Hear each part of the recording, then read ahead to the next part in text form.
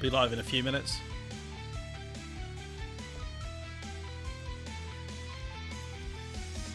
What Sam C they're gonna do? What Sam C they're gonna do? Bring the whole squad. Bring the whole squad. I don't care about Sam. What's Sam gonna do?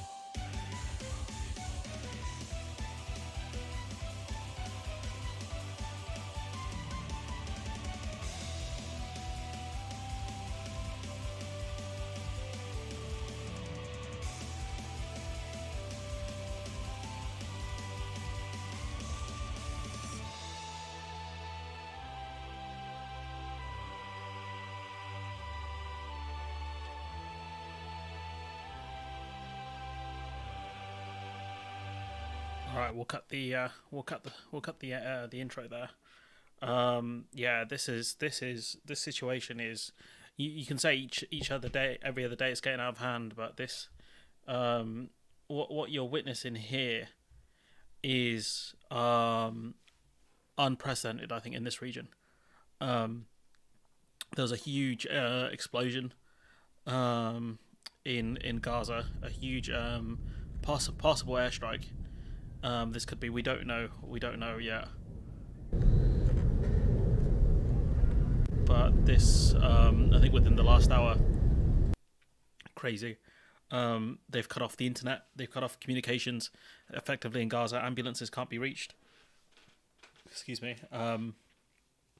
Ambulances can't be reached, amongst other things. Where the international community is, I don't know.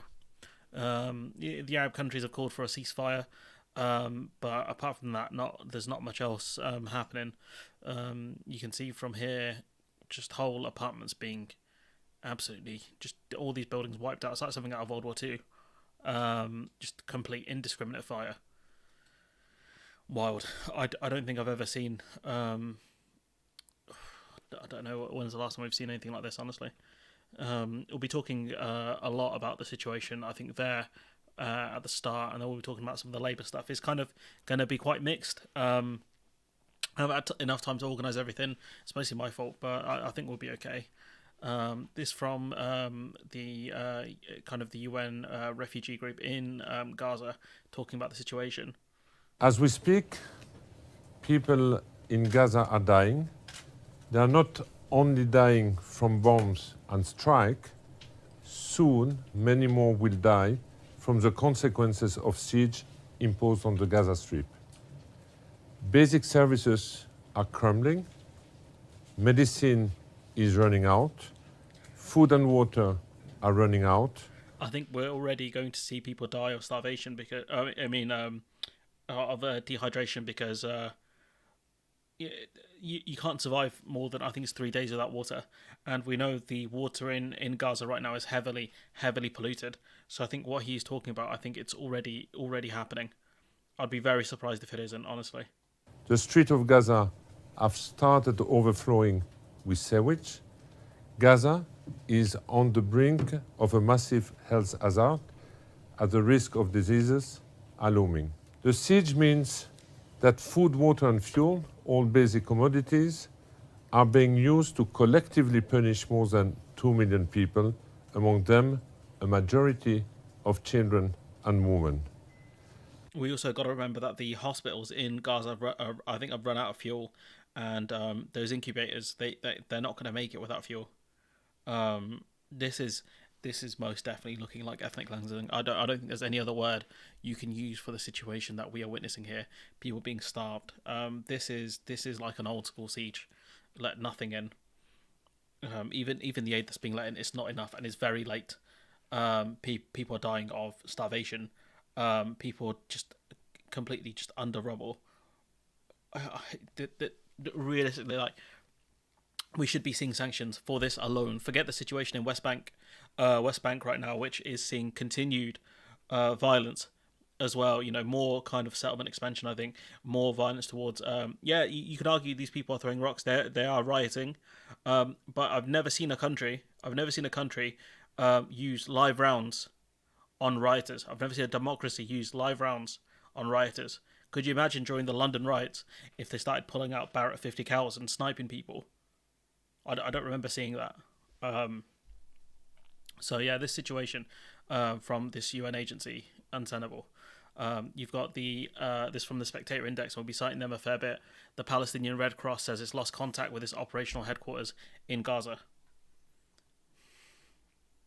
You know, the World Health Organization chief saying, "We plead, we urge, we call for a ceasefire in Gaza."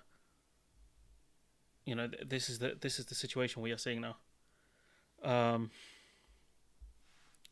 The World Health Organization, I think, you know, these groups have repeatedly called for breaking news as it relates to the this from the World Health Organization. Situation in Gaza. It's coming from the World Health Organization, and there are some estimates that there could be as many as 1,000 people under the rubble in Gaza who have not been identified. That coming in just during that last report that we were in from the WHO. And you've got to remember that, you know, for the most part, from what we have heard, Hamas are mostly in the tunnels underneath Gaza. That's what the justification was for some of the bombings that they've done. But it doesn't look like they've destroyed any tunnels here, because you can still see the ground. They haven't actually used bunker busters here. So all they're doing is killing people for no reason. There's no argument for, we're destroying Hamas, because if the argument of Hamas are in the tunnels, which is something the prisoners that were released talked about, you know, they went through a spider web of tunnels. So if Hamas are in the tunnels, how does blowing up buildings, how is that going to destroy Hamas? It doesn't make sense. All you're doing is destroying residential buildings with some people who have remained in there. It don't make sense.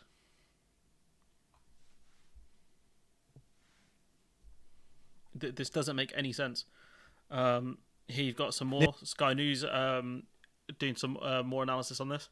Nearly 3 weeks since Hamas launched its terrorist attacks against Israel, and since Israel declared war, and an almost continual aerial bombardment of Gaza since then. Israel and Hamas have published differing accounts of the damage dealt and received. But information from satellite radar can help give us an independent look. This shows Gaza before the Hamas attacks, before the air campaign. And this... The attacks and air campaign. This is an air attack, bro. Why? It's the language these journalists use, you know, the attack versus campaign.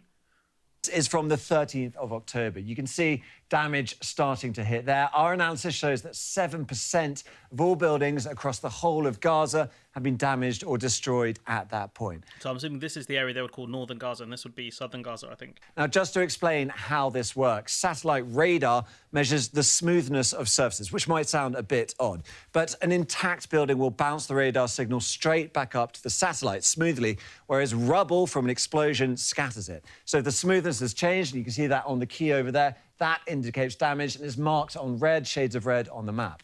And this is what Gaza looks like 10 days later. The number of buildings damaged or destroyed had doubled to 15% of all buildings.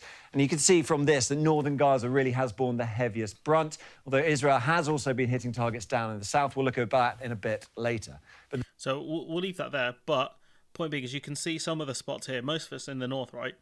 They told people in Gaza to go to southern Gaza, right, in order to seek refuge. And yet they bombed southern Gaza, which doesn't make sense. They bombed, I think, the Rafah crossing, which this doesn't show. There was also a tank incident here as well, where I think one of the Egyptian border posts were hit by a tank. So the question is, why would you tell people to flee to southern Gaza? And also the fact that, wouldn't Hamas just also go to southern Gaza then? If you think you're just going to blow up northern Gaza, they could just go there, or, just hide in the tunnels, which they're probably doing. I don't know how much food and stuff they have, but given the fact that the hostage that was released recently said they were given food, water and medicines, I'm assuming that they are well stocked in the tunnels, whereas the people in Gaza don't have any food. The civilians in Gaza don't have any food. There was a few bakeries that they had. They were bombed. And, this argument that, they need to bomb entire residential buildings, like, does Israel not have precision munitions, which most developed countries have? The Americans pride themselves on their, precision munitions. I think even the RAF have precision weapons as well that they could use. Clearly, Israel is choosing not to buy them or not to use them. This doesn't make any sense. This from Baroness Warasi when she's quoting Netanyahu. I want to read something to you. This quote: anyone who wants to thwart the establishment of a Palestinian state has to support the bolstering of Hamas and transferring money to Hamas. This is part of our strategy to isolate the Palestinians in Gaza from the Palestinians in the West Bank. That was Prime Minister Netanyahu in 2019, supporting Hamas, because he knows that as long as Hamas remains there, he can always argue that there is no partner for peace. During our lifetime, there have been two moments when peace could have happened. One was in the early 90s with the Oslo Accords, which were negotiated by Yitzhak Rabin and Yasser Arafat, and both of them were awarded a Nobel Peace Prize for that. Tragically, 2 years after those accords, a right-wing Israeli settler they haven't figured out who bombed the hospital yet. That's not been released. Assassinated Yitzhak Rabin, and after the end of that, the peace process came to an end. I'm kind of stupid because there was a specific tweet I was meant to look for from Starmer, but I couldn't find it. And the second moment came not so long ago in 2016 when John Kerry, as Secretary of State, put forward a peace proposal. That proposal was accepted by the Palestinian Authority and it was rejected by a one Netanyahu. So there you go. Like, he doesn't want peace. I don't think he's ever wanted peace. It's a good election win. It's an easy election win for him. He can say, look, I'm the only one who can keep you safe, and he kind of fuels this boogeyman. That's one of the things I think he's doing. Honestly, I don't see how there could be any other option. Like, why would you expand settlements in the West Bank if you weren't looking to cause fights there? Honestly, the West Bank, there's they don't have weapons there. All they have is things you would find on the street. I think bricks and things like that. This is it's an obvious tactic that he's using. He's using this this situation, this terror attack on Israel as a pretense to continue expansion in the West Bank, but also to just straight start doing ethnic cleansing in Gaza, in my opinion. Me not being an international expert or anything like that. I did want to talk about these two clips in a bit. Should be, is that a twofer? Yeah, it's a two. Oh, wait, where's the other one? Ugh.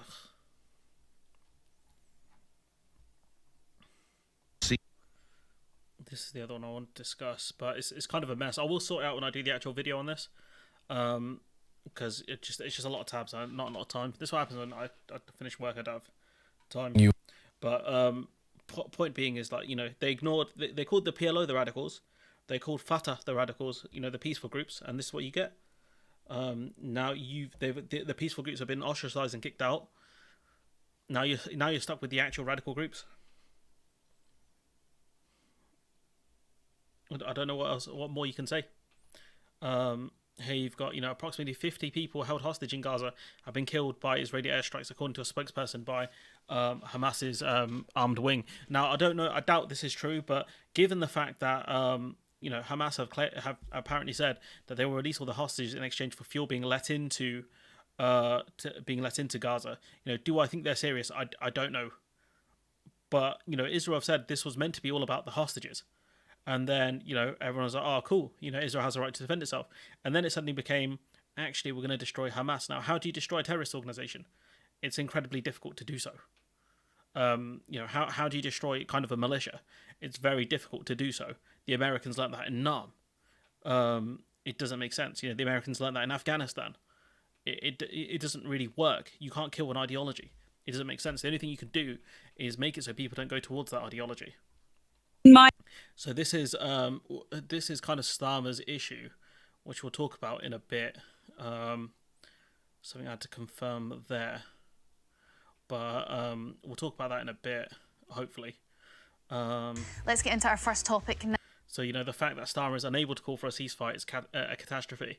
Only 3% of the population oppose an immediate ceasefire, which is the same number of people who think that the Earth is flat. So clearly, I think people in Britain would see a ceasefire. Here you have some absolute brain dumb here, making some stupid comments. We have no... I think this is the Israeli ambassador to the UK. ...interest in hurting innocent people. Stop the cap. Just stop lying. It's very obvious. When you use the munitions you are using, it's very obvious you're looking to inflict maximum damage on people. Only target is Hamas facilities. Excuse me? You are bombing them. Oh, really? So let me tell you something. The Royal Air Force in 1945 was trying to bomb a Gestapo headquarters, and he ended up bombing 86 innocent then children in 1945. Was the Royal Air Force in charge of killing innocent children? De facto, yes, but their aim was the Gestapo. But then they, at least, there's no justification for that. A, they didn't have precision munitions. B, I think the Germans had anti-air weaponry. They would not have had a lot of time and a lot of intel on what they're looking for. Like this take is so dumb. Like, we're a long way off from 1945 warfare. A long way off. I genuinely do not understand the point she was making it. You have precision munitions. If you know Israel in a specific spot, you can target them. You should have the weaponry to do that if you're a modern military. Unless you're Russia grade. Like, it don't make sense what she's saying here. Except that you are bombing innocent people. What I'm trying to say, we're not bombing... She literally just admitted that. She was saying, when Britain was doing it to bomb a Gestapo building, 86 children died. So literally, she did just say that they are killing children. Civilians. We are bombing military targets. According to the Geneva Convention, we have absolutely right to do that. But based on what intel are you bombing these buildings? That's what I'd want to know. I'd honestly, someone should ask the Israeli military, what is their intel on this? Show us where the information is. Don't show us how you got it. Show us where the actual intel is. And those terrorists are embedded into civilians. Unfortunately, they are turning civilian facilities into military targets. They're really not. That's not how it works, though, is it? And what I'm trying to say, if the Royal Air Force in 1945 was targeting the Gestapo headquarters, and he ended up killing innocent children, it wasn't the aim of the Royal Air Force to kill these innocent children, but this is part of a war. And we need to remember, Hamas was targeting our children, but we're not targeting any civilians. We're targeting... I mean, this is brazen propaganda, honestly. This is, when you look at the munitions being used, when you look at the stuff that they've told people, I genuinely do not see how you can honestly justify anything that she has said here. I genuinely would challenge anyone in the comments to justify this. We are a long way off from 1945, genuinely. So this is the Starmer stuff. So again, let's move that over here, and we'll see if there's any more we want to discuss before we get to kind of Labour. I guess. This is Dr. Khan, who was a former frontbencher, but she resigned because Starmer decided to reduce the role of mental health. Over the last 13 years, I have worked in the region, going in and out, working on different projects as a doctor. I can tell you that the way the Palestinians are currently living is no life at all. I worked in the Lebanon, where there are over 500,000 Palestinian refugees. I've been in Jordan, where there are over 1 million Palestinian refugees. The talk of them going into Egypt is just, frankly, an unsustainable option. The way they are forced to live without access to basic human rights most of the time, there is no slack in the system for what is happening there now. The other thing you got to remember is like there's no right to return for them under the UN. Under the UN, you have a right to return, but Israel blocked their right to return, which is another breach of international law.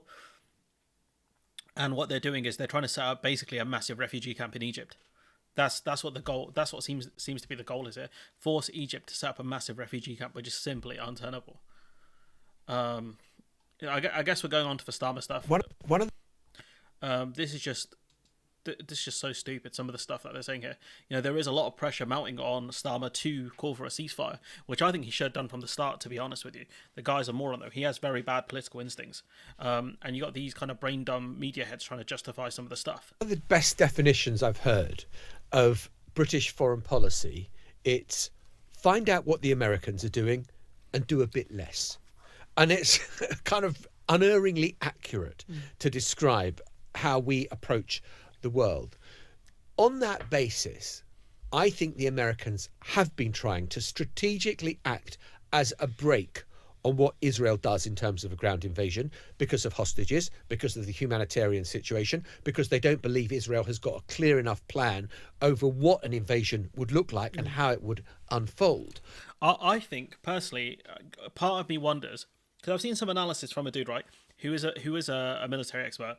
The problem is the guy, he's done some really bad stuff, who went to jail for it, nonce. So I was kind of reluctant to kind of share his analysis or put that on the channel. But point being is that what he was trying to say is that the Israeli military are scared of going into Gaza. Because last time, apparently in 2014, they got pieced up because the tunnels. That's why they're trying to destroy the tunnels. But they don't know where the tunnels are. That's the problem. So I think this idea, I think Israel are threatening a ground invasion so they can justify the air campaign and say, can say, look, if you don't let us carry on with, just attacking civilians by air, we could go in by a ground invasion. You want to see a ground invasion? You want to see that? No, so let us carry on. I think that's what they're doing, because it sounds like they don't want to go in. If they want to save the hostages, they would have gone in as quickly as possible. But I just don't. It doesn't sound like they want to, especially given that Hamas seem to have gotten some better equipment given the attack on the border. Communications jamming equipment, things like that. Which is, I still question how they managed to get that stuff in. That genuinely baffles me how they managed to do that. And so they are playing for time. And so you've suddenly started hearing Antony Blinken, the US Secretary of State, talking about maybe a pause. And I wonder whether a pause is what... So a pause is not a ceasefire in this context. A pause would be small breaks to allow humanitarian aid into certain areas so that UN workers don't die as they're trying to rescue people. Given the fact that we've seen multiple UN kind of refugee aiders, I don't know how to explain it. The exact terminology is try to help people and get killed. So that's probably what they're looking at trying to do here. What we're going to hear Keir Starmer talk about in future, because that might give him a bit of room, because what we're reading, I mean, we've all got our sources, but there's an ITV political correspondent who has said he has heard from a number of Labour MPs that 2 shadow cabinet members are... I ain't gonna lie, you should mention the dude's name, and I think I know who it is. Because we're going to talk about him in a bit and some of the stuff he's put out, but you should mention his name if you're going to cite him. Considering their position, put some respect on his name, because of Keir Starmer's stance over Israel. So I wonder whether his way off this particular hook at the moment is to suddenly fall in behind the US and say, yeah, I support a pause. This is massively cowardly, because given that when the US and Germany were wrangling over tanks, it was the UK that gave Ukraine the tanks, the Challenger 2s, and the other nations following. We don't have to follow what other nations do. Especially not when you're in opposition. But what these guys have said, I think David Lammy's been very clear in this, is that he thinks he's going to be Foreign Secretary at some point. So he doesn't want to annoy anyone. That's kind of what Labour's stance is on this. We're going to be in charge at some point, so we don't want to go around kind of annoying countries we're going to have to deal with and other ministers we're going to have to deal with. Well, it's one of the most cowardly things I've ever seen, because that means when you're in power, you're going to do absolutely nothing, because you're going to follow the same principle. It don't make sense. As well. We know that at the moment, just after PMQs, Prime Minister's questions, he went into a meeting with his Muslim MPs who have been voicing... It wouldn't have just been Muslim MPs as well. It would have been a few other ones who probably see the situation and think, what the hell are you doing, big man? Very direct concerns. We've heard calls for a ceasefire from some of the Labour frontbenchers, and I am now getting the feeling that there are many more who would like to be saying that directly to their leader. Call it a significant pause or a specific pause or a humanitarian pause. I mean, so much is sort of couched in anything short of a ceasefire. And do you know what I did see today, actually, which I don't know if I've got it on tab. No, I don't, because I've got it here, right? Big up Sadiq Khan. Sadiq Khan breaks with Starmer by urging for a ceasefire. Sadiq Khan has urged a ceasefire. London Mayor Sadiq Khan has called for a ceasefire in the war, putting him at odds with his party leader, Sir Keir Starmer. And if you are a mayor, you do get a lot more independence compared to if you're just an MP. So big up Sadiq Khan, a Labour frontbencher. What's his name? Steve Reed. Steve Reed was the one who I think put out those really stupid posters that we criticised. I said humanitarian pauses would allow aid to enter Gaza, quote, without stopping Israel taking action to disable the terrorists who attacked them in the first place. A ceasefire would stop Israel from doing that and would leave the terrorist capability intact, end quote.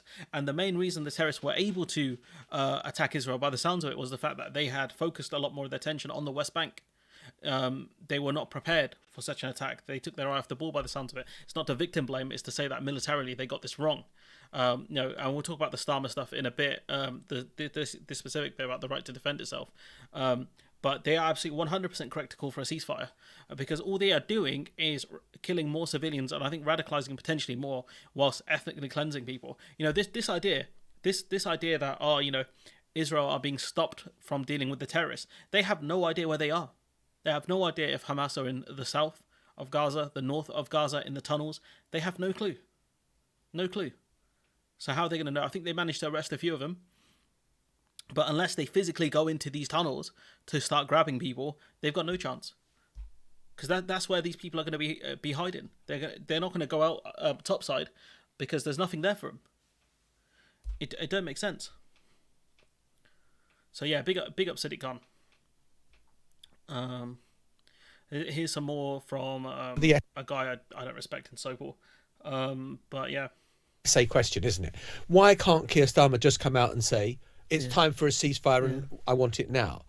I guess the answer is, if you are at the same time saying that Israel is right to want to rid itself of Hamas, how can you do that if you're saying, well, let's all stop being nasty to one another and stop this? Because the framing here is absolutely stupid, because you're not going to be able to destroy Hamas because it's a terrorist organization. You can't. It's very hard to destroy those. You can take out the leader of them. There'll be another one. What you have to do is remove their support. That's what you have to do. Because all you've done is kill more civilians, and all that does is allow them to become their family members that remain become more radicalized. This doesn't make sense. Honestly, this doesn't make any sense whatsoever. I think Starmer has misread this one badly. I think he's done something very, very stupid in his initial statements. But again, what he's desperate to do is say Labour aren't anti-Semitic, but he's confused multiple different issues with each other and proved himself to be a massive idiot. It just beggars belief. Hamas will stay there. Hamas will stay in position. And remember, I think what they should do, maybe the conditionality for the ceasefire should be that Gaza has to hold an election. Maybe that's the only way to get rid of them, through democratic means. I don't know. Because that's how I think they came to power, well, not through democratic means, because they kicked out the other parties, the more kind of moderate parties. So I don't know, but it's clearly it's not this. This is not the answer. Maybe if you improve the lives of Gazans, maybe if you gave Palestine statehood, maybe if you went through, you gave it options so that people could actually live decent lives there, they wouldn't be pushed into the hands of terrorists. Maybe that. Remember, there are an awful lot of Palestinians living in Gaza who don't think that Hamas represent them. There haven't been free elections there since 2005. And even then, Hamas barely won more than, I think, the PLO. I think they're only a couple of percentage points above them. And, arguably, the lives of ordinary Palestinians has been made a lot worse because of Hamas. If Israel is going to prosecute this campaign... Hamas are a vicious group. A vicious group. What do you think they do to their own people, the way they treat their own people? To say we cannot leave Hamas in place after they have butchered 1,400 of our people. Well, how do you reconcile that with saying there needs to be a ceasefire? Look, I think on a humanitarian level, I'm going to say there's two levels here. On a humanitarian level, is it controversial to ask for a ceasefire? really it isn't actually at this point. You know, we understand that the more bombing that takes place, the uglier and the harder it gets for everyone. But actually, on a political level, it is almost impossible for him to say that, because he starts to open up the water between Labour and the Conservatives again. And as soon as he has uttered those words and Rishi Sunak hasn't, even if there is pressure from Rishi Sunak's own party to say the same thing, then it becomes a very easy kind of meme for the Tories to say, you see what you've got? Same old, same old. This is Labour slipping back into their own ways. This is nonsense. Because Labour can easily frame this as, look, we're on the side of civilians in this area. You know, this clearly isn't working. That's the point. You know, this idea of Labour are still anti-Semitic is like, that's nonsense. And if Labour can actually, if they did have much stronger characters, they can combat that in the media. They could.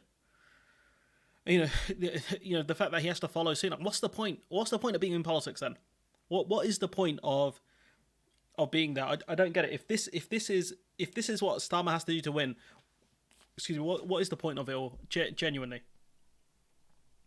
And also the fact that calling for a ceasefire is the right thing to do, because this whole point is stupid, because the Tories, Sunak isn't pushing for these pauses. So he's already shown water between the Tories and Labour, because the Tories are not pushing for these humanitarian breaks. So it's just completely stupid. Honestly, someone who I have a bit of respect for in the British media, clearly she, you know, maybe she spent too much time with Sopel. Maybe she spent too much time. You know, we'll talk about that. We'll talk about that in a bit. I'm not sure what the order is of these tabs, guys. I'll be honest. We'll throw this one over here. We've got some from Hamza Yusuf, who has probably shown himself to be the best party leader on this subject. Maybe because his thing is more personal, I don't know, but massive credit to him. Spoke to the Prime Minister Rishi Sunak yesterday, reiterating the Scottish Government's calls for a ceasefire to allow more aid into the country. The UK Government not joining your calls at the moment. Neither is the Leader of the Opposition, Sir Keir Starmer. Can I just ask what you make of his position at the moment? I find it infuriating. We're seeing thousands of people die. Children die. How many more children have to die before a ceasefire is called for? I mean, we're calling for a ceasefire. I cannot understand Sir Keir Starmer's position. I cannot understand the Prime Minister's position. And I ask them, how many more children have to die before you join us and join many across the world, including the United Nations, and call for that ceasefire? Call all parties, not just one party here, call on all parties to commit to a ceasefire for the sake of those innocent children who are suffering so badly. The only way we're going to see any resolution if both sides sit down and talk. There has to be fresh elections in Gaza. That's I think the only way to get rid of Hamas. But this is from Shuaib Khan. I think this is the guy Sopel was citing earlier, because he seems to be the guy getting a lot of information from the Muslim MPs within Labour. So there have been 200. So this was the original tweet.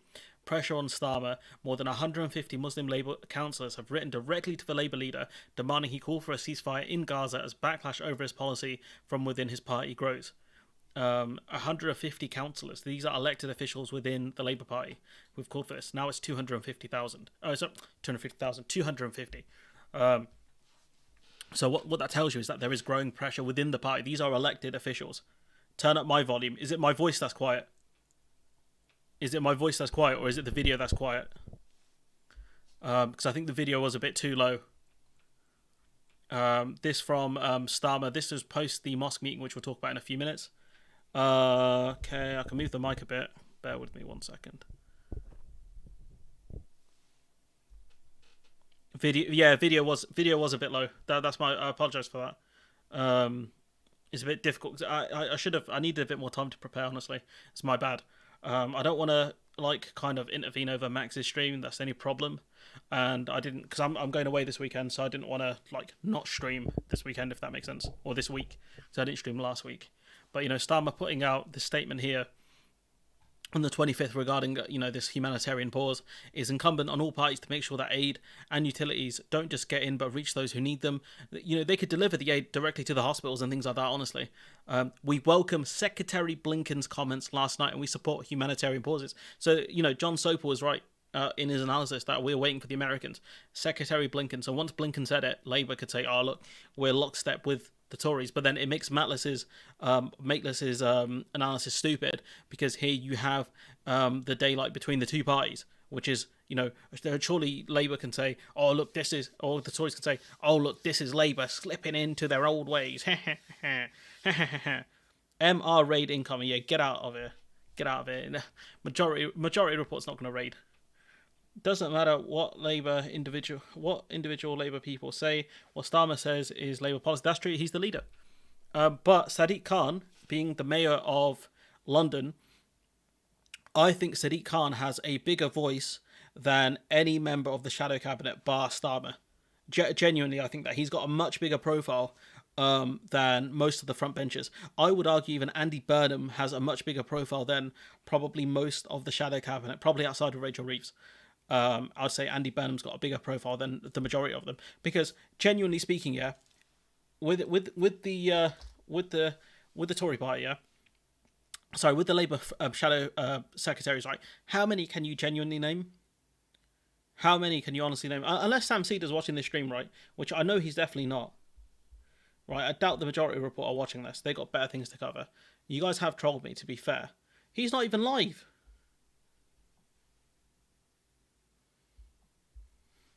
Oh, you guys.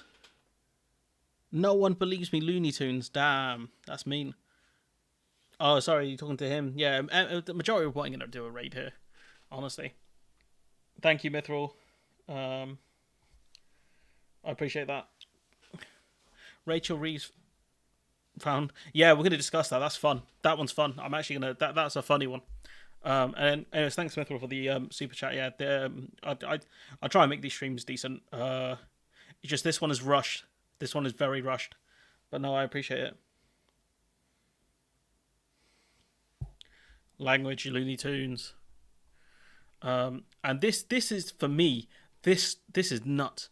And you definitely know Galaxy Brain isn't going to cover it. And we'll talk about Galaxy Brain in a moment. In fact, I'll move this tweet over here. Just to make this even more confusing. So the mosque Starmer went to, he went to a mosque, right? And he goes, "I was grateful to hear." This is one of the most stupid tweets. This is just one of the. We just ended the stream. This is one of the most stupid tweets, right, I've seen in the history of my life on Twitter. Okay. 1 second, I'm gonna sneeze. Hope that wasn't too loud on the thing. I don't have a mute button on this mic, which is a pain. It is better, but I don't think it's a ton better. But anyways, Starmer says this quote: "I was grateful to hear from the Muslim community of the South Wales Islamic Centre. I repeated our calls for all hostages to be released, more humanitarian aid to enter Gaza, for the water and power to be switched back on, and the renewed focus on the two-state solution." End quote. Why did you go to a mosque saying, "Release the," we're calling for the hostages to be released? Do you think any of these brothers here can release the hostages? This is a very nice looking mosque, by the way. Do you think any of these people here, do you think this geezer here, this one here, maybe that one there, do you think any of these people could have released the hostages? What the hell? Yeah, Musk is an idiot, though. So, you got here from Matt Zarb, a cousin, who is a reporter, saying, "Be right back, off to the South Wales Islamic Centre to ask them to release the hostages." Honestly, what a stupid idiot Starmer is. And this is from the mosque, saying, a quote: "As one of Wales's oldest mosques, we have a rich tradition of positive engagement with politicians and community leaders. Our intention was to raise the concerns of the Muslim community around the suffering of Palestinians, and we also hosted an event initially with local representatives on the issue, and the knowledge of Keir Starmer's attendance was given on short notice." End quote. And the reason he attended is because it was a PR event. Well, to be fair, I think Mark's kind of fell off with his Israeli flags. So yeah, I know some German politicians and some German people go a bit brain dead when this subject comes up. But the fact that Mark has Israeli flags means I'm not really gonna have a lot of respect for him. Sorry, not sorry. Going back to his letter, he says, quote, "There was a robust and frank conversation which reflects the sentiments Muslim communities are feeling at this time. Members of the community rightly challenged Keir on his statements made on the Israeli government's right to cut food, electricity and water to Gaza, warranting war crimes, as well as his failure to call for an immediate ceasefire," end quote. And so what that tells you is they were very much angry. Yeah, no, justice is cool. They were very much angry at the statement that sorry, Hugh, I'm trying to read your comment. I have no idea what that means. They're very clearly aware and very angry at Starmer's comments because someone had brought to their attention what Starmer had said. They did not know. I don't think the Imam knew this. And it's clear that the mosque is very unhappy with the way Starmer has used this mosque as a PR opportunity, and it goes to show you that if this guy comes anywhere near you, you should be careful because he's going to spin exactly what happened, which is him saying, "I repeated our calls for all hostages to be released." Again, which one of these brothers can do that for you, man? Which one? Oh, it's ridiculous. Labour's divisions deepen. This is a very recent article. Starmer is under increased pressure. The move from mayors. Oh my God, Andy Burnham as well. And Andy Burnham apparently has gotten involved in this. The move from mayors Khan, Burnham, and Anna Sawa puts them at odds with their party leader. I didn't know. I didn't know Andy Burnham did this. Anna Sawa as well, who's very fraudulent. I think we've got to put some respect on their name. We've got to put some respect on Anna Sawa's name. Could you imagine that? The Scottish electorate is different. The Scottish electorate is very different, but for the few times I will say this, and I'll probably put it in the Scottish Affairs Discord tab in a Discord server and say put some respect on Anna Sawa's name, because this is three. Like I said, I didn't know. I didn't read this article fully, because I just saw Sadiq. That's three. These are at least two of these. Anna Sawa's not that well known in England. He'll be well known in Scotland. I don't mean that in a mean way, not to demean Scotland, but point being is, you have the mayor of Manchester, who has a very senior profile compared to most of the shadow cabinet. The mayor of London, who has a much bigger profile than I think all of the shadow cabinet, but Starmer, have called for a ceasefire. You got that idiot Steve Reed talking there. Wow. I did not see this coming. Greater Manchester, but Mayor Andy Burnham and local council leaders said Israel had the right to take, quote, targeted action within international law, end quote. No one's denied that. No one said they couldn't have used targeted strikes, but they didn't. So that's the problem. Wow. Oh, I finally figured out to put my phone on silent. You love to see it. Just wow. You put what in chat 20 minutes ago? You remember on Phil's, I'm only there to point out his stormtrooper rhetoric. I wouldn't bother, Phil, mate. I'll be honest. I wouldn't bother. Yeah, no, justice is good. Oh, about Sawa. Okay, sorry, I didn't see that, bro. Apologies for that. But yeah, put some damn respect on Anna Sawa's name. Yeah, put some respect on his name. Israeli officials, this is what I was talking about earlier, say fuel will not be allowed into Gaza even if Hamas release all the hostages. Which again, I thought this whole thing was about saving the hostages. Genuinely. The Wall Street Journal reports that negotiations for the release of 50 hostages fell apart because Hamas demanded the delivery of fuel into Gaza. This was on October 23rd, but this tweet being on the 24th, so fairly close to each other, which kind of fall into line with, they make sense. And this is, if we go to such a mess, this is what Starmer had said. Let's go to what Starmer said initially, right? And this is what he said. And he's been community noted again, by the way. Siege is appropriate, cutting off power, cutting off water. Well, I think that Israel does have that right. It is an ongoing situation. And then he says it must be done according to international law. And, they community noted him.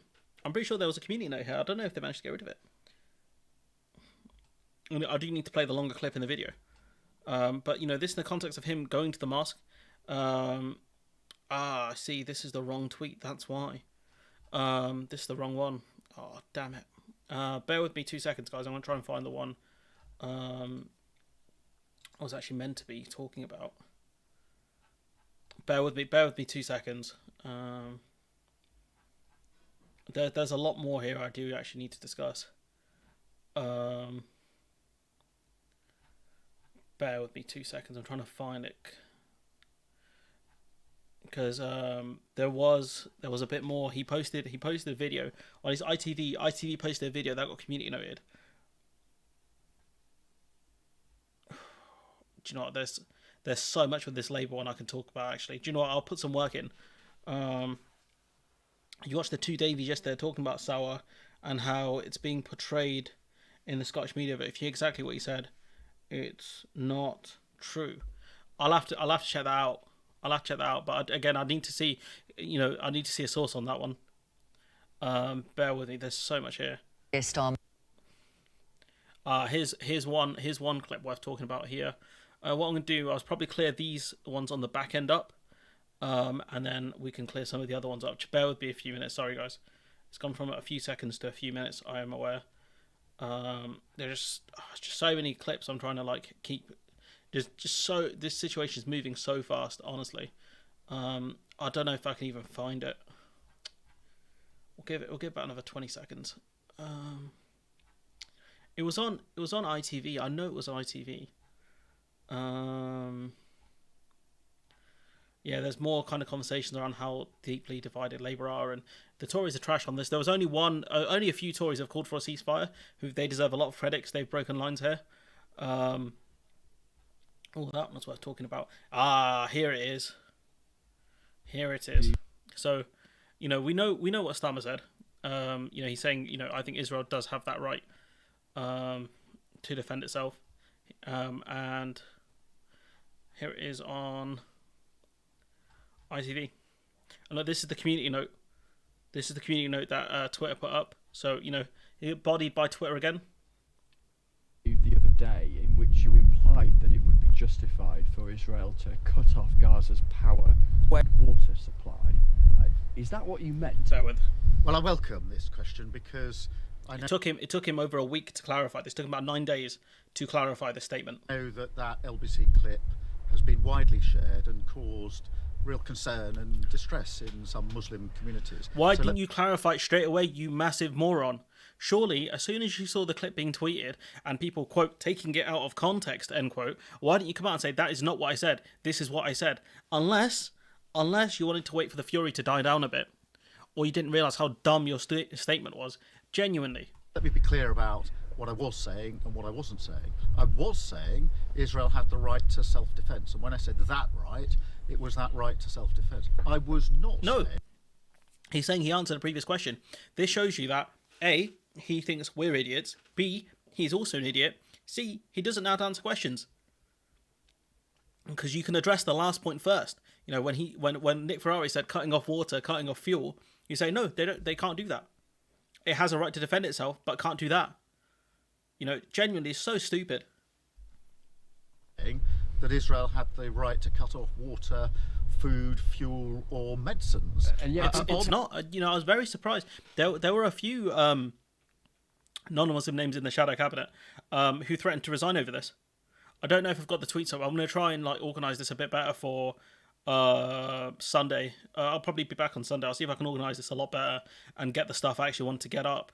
But point being is that it's more. The Palestinian issues cut deep within the Labour Party. It's more than just the Muslim members. There are a lot more people who want to see some sort of two-state solution here. On the contrary, for over a week now, I have been leading this charge, calling for that humanitarian aid to come in. You did it after the PR stunt at the mosque.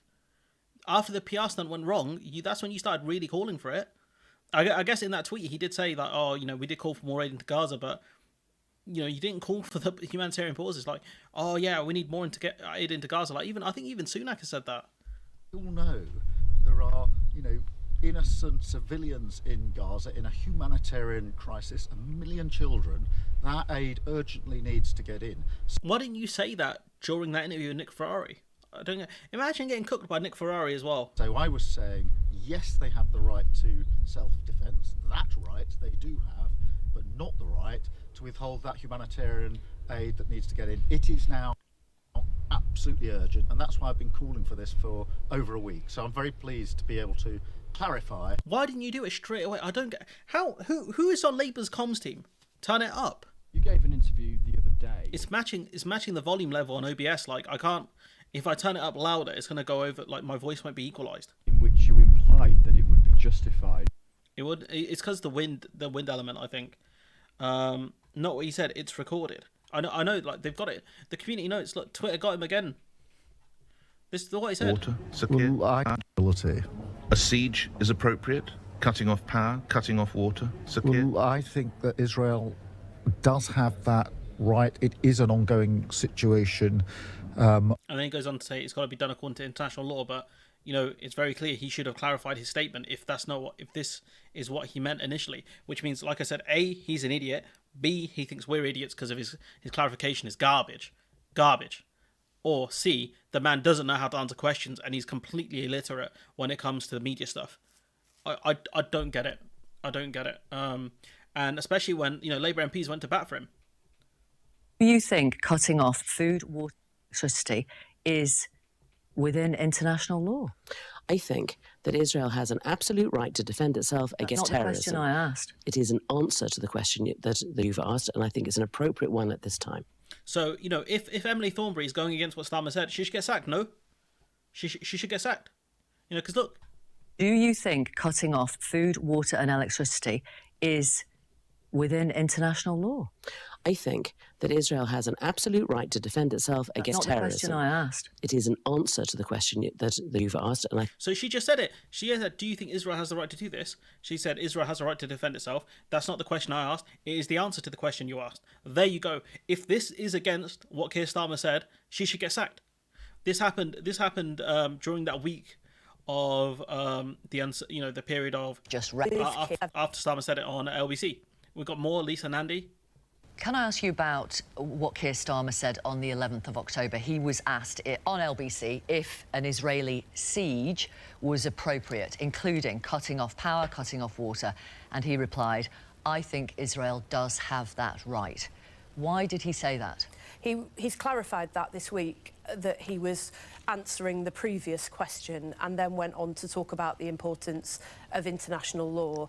I was with Keir on the 7th of October when we held a vigil at Labour Party conference in support of Israeli civilians and what had happened with the horrendous Hamas attack. He made the point at that vigil that international law must be respected. And it's easy to say that, though. Israel can cut off fuel and water, but it has to be done according to international law. But international law doesn't allow you to do collective punishment.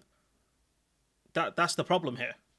Upheld, and he's made it many times since. I mean, the problem is it took him 9 days to issue the clarification you've just referenced, and in that time, a number of people in Britain's Muslim community have. Yeah, I think Derbyshire's about to cook this fraud. Expressed anger at what he said and at the position of the Labour Party. Various Muslim councillors have resigned. The Labour Muslim Network has asked for an apology. Will they get one? Well, we can't apologise for holding a position that we've never held. Keir has been clear and consistent on this. He never clarified, though, did he? He can apologise for not clarifying. He can apologise that he let this sit for over a week because the idiot doesn't know how to answer a question. But he wasn't clear on that day. He wasn't clear on that day with LBC, though, was he? Well, that's why he clarified when he was asked about it, to make sure that people hear loud and clear from us. And he should have clarified it. Does Bro not have Twitter? Does he not control his own Twitter account? Could he not say, oh, you know, that's not what I meant, guys? That international law must be upheld. Look, Keir and I met with aid agencies this week to talk about the unfolding crisis, the emergency on the ground. I can tell you that we are acutely aware of what is happening in Gaza at the moment and the urgent need to get help to people. We're acutely aware that for Palestinians in Gaza, this didn't start on the 7th of October, that they have been in crisis for over a decade and a half with very little prospect of peace. OK. And do you understand why some Muslim Labour supporters have felt alienated by what he said?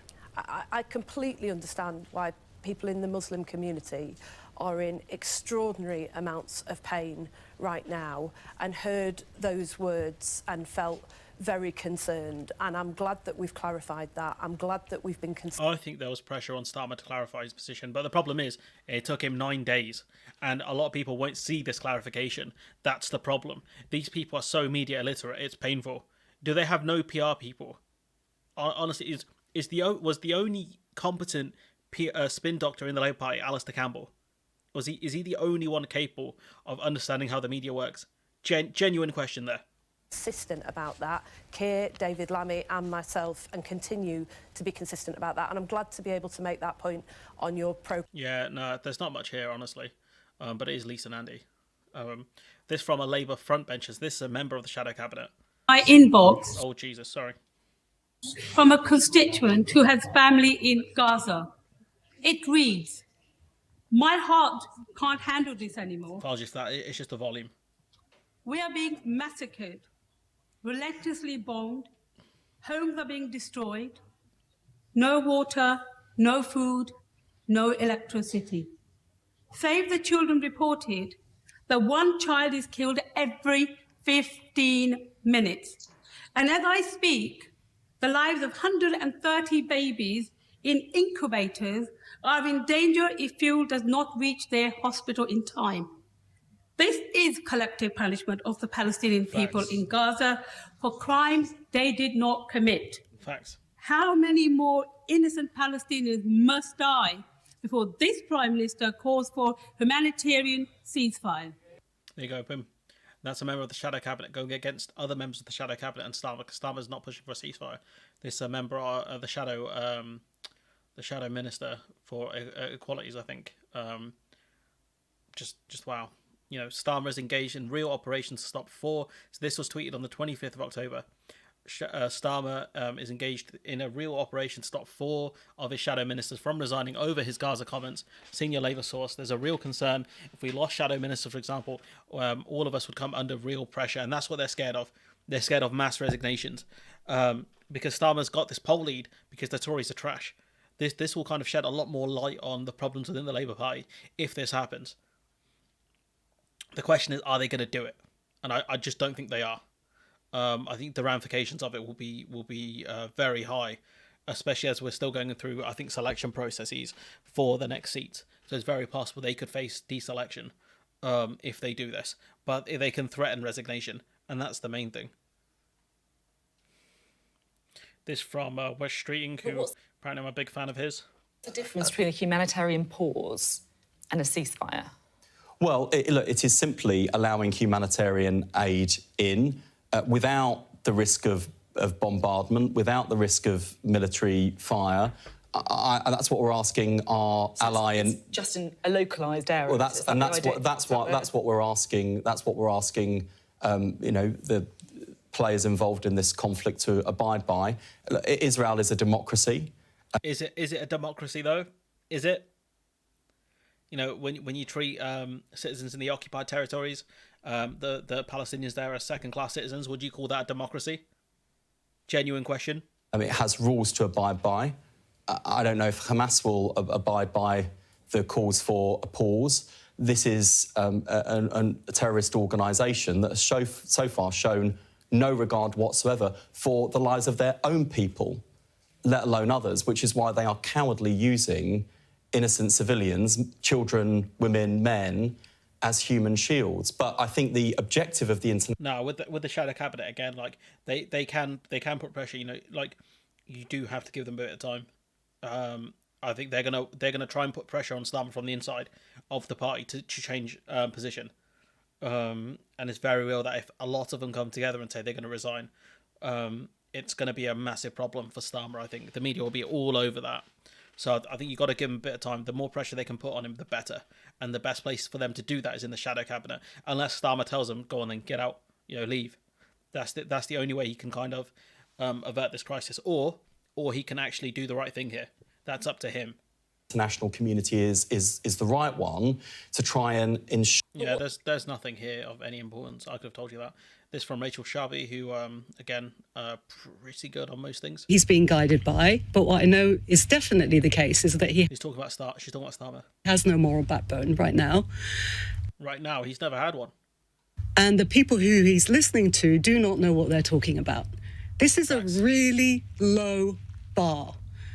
It really is. All we are saying is, can you just ask Israel to comply with humanitarian law and international law? And we're asking this of a guy who's a human rights lawyer, for crying out loud. If he cannot tell the difference, if he cannot summon the will right now to say, my understanding of human rights law and the basic rules of engagement is that you... That's not what I'm saying. That's, I don't think that's really what I've said. Mediocre, so... Do not respond. There are obviously people with other religions that are Palestinian as well. There was a church that was bombed recently. Just something Amash, American congressman, posted about. I think his family members were killed in the airstrikes, but predominantly the people who care about Palestine are people in the Muslim community. The majority, I would say. Crime with another war crime. And by the way, that answers the question you asked Ali. You do not starve people of water and... predominantly I'm talking about in England as well. Like, I'm not talking about like global people. I think I'm predominantly talking about the people within the Labour Party who are, predominantly non-Muslim. Like they are the ones that are putting a lot of pressure on Starmer as well. Fuel and food. Like no one's really questioning the Irish backing of Palestinians. Like the Irish have probably been one of the biggest countries. One of the biggest countries I think in the world that has pushed for Palestinian statehood. Like they've probably done more than some of the Middle Eastern countries, I'll be honest. They've done more than countries like Saudi Arabia, more than Iran, probably more than most others. The only ones that have done more, I think, to help Palestine would be countries like Jordan, Lebanon, the ones in the region. They would have helped more, obviously, but I think when you look at the majority of Arab state, the majority of countries, I would argue Ireland's probably done the most to try and help Palestine out. Commit a war crime because a war crime has been committed against you. That is the basics of the engagement of the rule of law when it comes to war. And that's why that's not happening. And that's why that's a war crime for Israel to do that. And for Keir Starmer to not be able to say very clearly that is a breach of humanitarian law, you have to call for a ceasefire, which, by the way, there's overwhelming majority British support for. You have to lift the siege on Gaza so humanitarian aid can go in. I think he's absolutely right for this, so-called human rights lawyer. Don't know, he might have to hand back his degree and his credentials at this point. I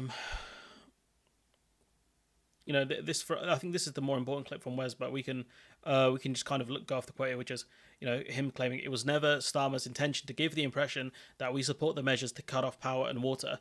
But again, it took him 9 days to clarify that. Could you imagine in any other context it taking the leader of any party 9 days to clarify a statement which they're claiming was misinterpreted? I've never seen that before. Has anyone ever seen a party leader take 9 days to offer a clarification and a kind of rowing back of what they have said? Maybe Boris Johnson's the only one. Maybe. And here we go to King Braindumb here, one of Starmer's top dons. In kind of, I think in the YouTube space anyways, saying, quote, for the heart of understanding, a ceasefire in Gaza would be the right policy if we can enforce it, but we can't. So demanding it only means Israel tell us to sod off, and we can't arrange for our humanitarian aid to get to those who need it. We're in a weak position, own it, end quote. And I think we should absolutely be pushing for a ceasefire, because at least then you can try and force them to compromise on a position of humanitarian ceasefires. If that's the goal, at least you can try and get them to compromise on that if you push for an absolute ceasefire. That's the point. But Braindumb here doesn't even understand at that point. Calling for a ceasefire, even if you can't get what you want, calling for a ceasefire is morally the right thing to do. This idea that Israel will tell us to sod off if we call for one, they're doing that right now. They're doing it right now, telling us to get lost. They're not going to let the aid in, not fully, anyways. They're doing it now. What difference does it make if we call for a ceasefire? Jerry, do you think Israel are going to say, nah, screw you, we're gonna go even more aggressive? They're already doing that. We've seen a giant explosion. You know, they're talking about the fighting getting more intensified. What do you think Israel are going to do? Do you think they're going to say, actually, do you know what? Because of what you said, we're going to do even more bombing. We're not going to let the UN in even more. A genuine brain dump here. You know, I just don't get it. I genuinely don't get it.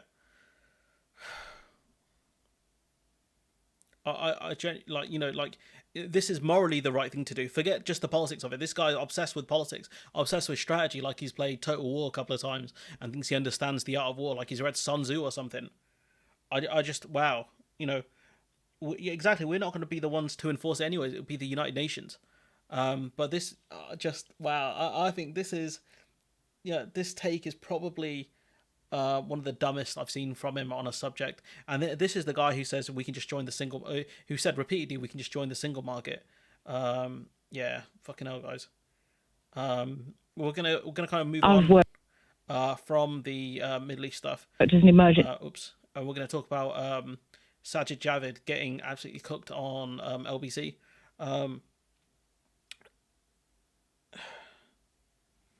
Yeah, that's true. A two-state solution requires two states, and Palestine has not been given statehood. And once you are recognized as a state, you do get a lot more rights, a lot more sovereignty.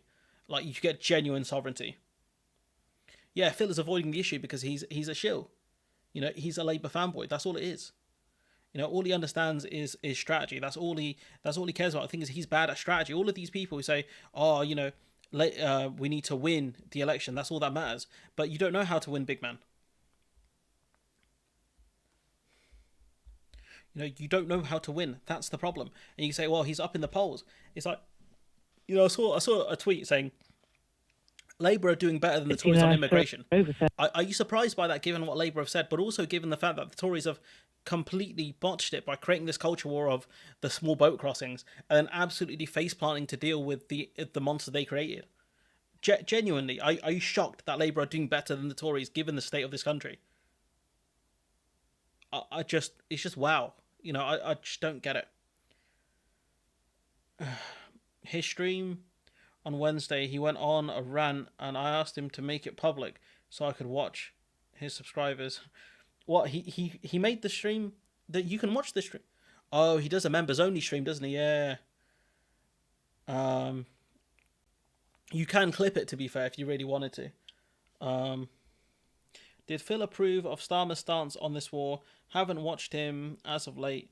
He's Starmer's biggest fanboy. I mean, to be fair, he kind of is. You know, a ceasefire would be the right policy if we can enforce it. We can't. So he kind of is. This tweet from the 25th. So this would be before. I'm not sure actually. If this is before Starmer started calling for humanitarian aid. See, 23rd. I'm not sure. I'd have to. There's way too many tweets here for me to go back through. I need to find that letter. You find one of the ones. Here it is. Let's see. It's from the 25th. So he should have known, really, if he's on the ball as he says he is. Let's see. When did he tweet this? Nah, it'd be on the same day. Nah, I think we'll give him a pass on that one. Doesn't really matter, anyways. We're going to move on from this topic, I think. I'm just going to go over some comments quickly. Let's see. Two-state solution requires two states. Yeah, Boris Johnson's on GB News. That's going to be something.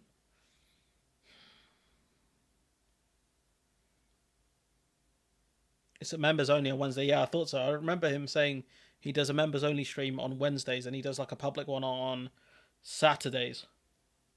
30 years. I would want to see that rant, mate, but I'm not giving the brother money, so I think we're gonna move on. Is there any other comments that you guys want to make on this subject before we move on? I'm conscious that Max is gonna start streaming soon. So I don't really want to compete. People calling for Starlink for Gaza. Yeah, that's a good one. Because, you know, the internet's been cut off. So yeah, this one makes sense. What, Starmer doesn't make any difference, etc. I don't watch anymore unless it's something about Ireland I'm annoyed about. Yeah, I mean this idea like that Starmer, you know, like he shouldn't push, he shouldn't be pushing on certain issues, and he should be following what Sunak says. Is one of the dumbest things I've ever heard. I think well, I mean, to be fair, he did want to become a Labour MP, so that tracks. So yeah, anyways, we'll give it a minute then. There's a couple more things I wanted to get to. What I might do is I might clear off these tabs, just make my life a bit easier on Sunday, and then just go through kind of the updates on the Middle East and see if there's anything new, and also some updates on the Labour Party. I am hoping to do a stream on No Justice where we're gonna cook a night. So yeah, keep your eyes peeled for that next week. I'll announce it on the day when it's going to happen and with a time, and I'll be a bit more active next week because I've got some time off, which I'm very thankful for. So yeah, final comments on this one. Anyone else? I'll give you another minute.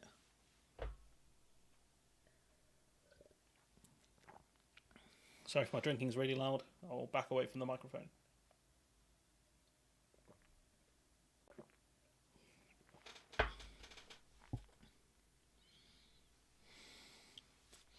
Oh, mate, don't even. There was only a couple of us saying what he was talking about was nonsense. I think it was me in All Shorts and Mark, although Mark is now cancelled. Well, I've cancelled Mark. As in, I don't like the guy, but there's only a couple of us saying at the time you can't just rejoin the single market, and he kept pushing it. So some of his takes on the EU. Don't forget the big three. You know, we're the big three. You know, no one can replace the big three. Germany, France, the UK, we are running the joint. So you never forget who the big three were. But let's have a look at the worst thing about Javid, I think, or one of the worst things about Javid is that he asked people to refer to him as the Saj, which sounds like, I think, Sarge. I don't know, but he's done a couple of videos on it, I think. I'm now left disabled by long COVID because, you know, while we were busy on the front line, putting our lives on the line, and by the way, I lost 3 friends who died to hear that. Very trying sorry to to save hear that. people. Sure you are, buddy. But your government was busy doling out PPE contracts to all their mates, most of whom didn't produce a single piece of PPE, some of whom PPE that was produced is now costing us millions to burn. Facts. This is true. You have deliberately set about to defund and destroy the NHS from the moment you took office in government. Well, Karen, let me first... Prior to you taking government, working in A&E, we hit the 4-hour deadlines. We also had one of the best healthcare services, I think, in the world. We were rated number 1 in many categories. We had the lowest waiting lists in history. We had the highest patient satisfaction, and then you guys came in and dismantled it and saw an opportunity for each and every one of you, for you to make money out of it and for you to get your friends richer out of it, off the back of the people who are working on almost minimum wage. We've got doctors on £14 an hour, nurses that were starting on £12, £13 an hour. And for what? Karen, let me thank you. I've heard you loud and clear. Thanks for sharing. Bro, listen to respond. Those views. First of all, let me say that I want to thank you for your service, and I'm sorry to hear about your 3 friends during the pandemic. But you know, when it comes to the NHS, I'm not sure if you heard everything I said earlier, but spending on the NHS, even long before the pandemic, is at the highest levels ever. Where's the money going, big man? If the money's going to private companies who aren't adding any benefit to the NHS, then it's pointless. You can spend as much money as you want. You gave Sunak gave around £38 billion to, Test and Trace. That was classed, I think, as NHS money. Did not benefit the NHS at all. In real terms, in cash terms, no matter how you want to measure it. We spend more than most other comparable countries on healthcare in this country. But it doesn't mean good outcomes. The Americans spend more per capita, I think, than any other country in the world. Their healthcare outcomes are not good. They're not good for the average person. It doesn't matter how much you spend. It matters where the money is going. The money's not going to the right places.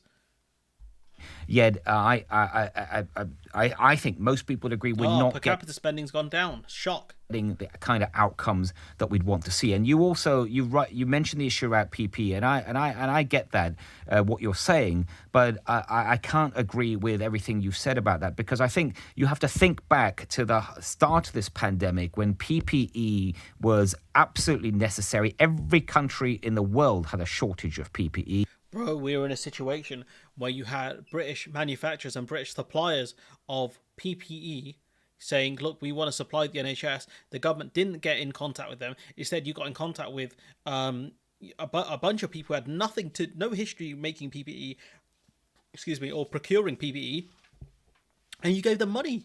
We covered it at the time on the channel. There's some jeweler guy in America, a couple of geezers, Michelle Moan, a few others, were getting the money. That PPE was shipped off to other countries like Germany and France because the suppliers, the manufacturers, couldn't or didn't want to hold on to it. So they would have supplied the NHS first. But, we decided to give the money to some dude. He sounds like a Street Fighter character amongst other people. It's complete fraudulence. And I think people would have expected their government at the time to do everything they can to get their hands on it. You flied in a load of PPE that was unsafe for use from Turkey. We didn't expect you to burn cash. You might as well just burn cash. Right. They may well have brought too much. And you may well They didn't buy too much. It was unusable. People are using bin bags. Have to destroy that now. But I'd rather have a government that's buying too much than having to... No, it's not even about the quantity. If they bought too much, they'd be able to use it now. They could just reduce the amount they're purchasing now. They didn't buy too much. It was unusable. It's a complete straw man. It's complete straw man. Too little. I don't think you're listening to me, Sajid. The stuff that you were providing was plastic, useless rubbish, gloves that you would put your hands through, aprons that were the thinnest I've ever seen. The PPE was shocking. It was not fit for purpose for most of the time. And it was unusable. That's why they didn't use it. It wasn't safe. It wasn't safe. It left us open to vulnerabilities. It's left me disabled, basically housebound now. I've gone from being a busy, working 12-hour shifts in A&E, being out on my bike, going out kayaking, out with my kids, to someone who's now left in my home because your government failed to prepare me, to protect me. And also, you are also refusing to recognise it as an industrial illness, which it is. Because I wouldn't have got this if I hadn't have been facing COVID every single day. They should have been given hazard pay, honestly, or some sort of extra support. Because they were exposed massively to COVID. You had Boris Johnson saying, "Oh, I went around shaking people's hands and all sorts of other nonsense." You're thinking, bro, are you stupid? Genuinely, are you stupid? Sajid Javid, no response. I think that PPE was not safe for use. Bro, like. That's what a mess. What a genuine mess.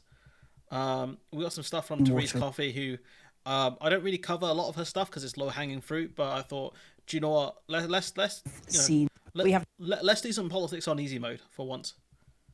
For the government, it's an awkward topic. It's about water quality. Are you proud of the water system? Those 37 billion wasted on your COVID tracking app, that money would suffice for HS2 Northern Leg. I think it's more than enough. I think HS2 Northern Leg, I think it's 32 billion. I'm sure someone will answer in chat in a minute. I think it's at 32 billion. I think it's less. Oh, mate, don't eat. Oh, I need to see that. Matt Hank, just this guy, he gives me a headache. System in this country. I know that we have the best drinking water in the world. I know that we have seen the cleanliness of our beaches and our bathing waters increase significantly since 2010.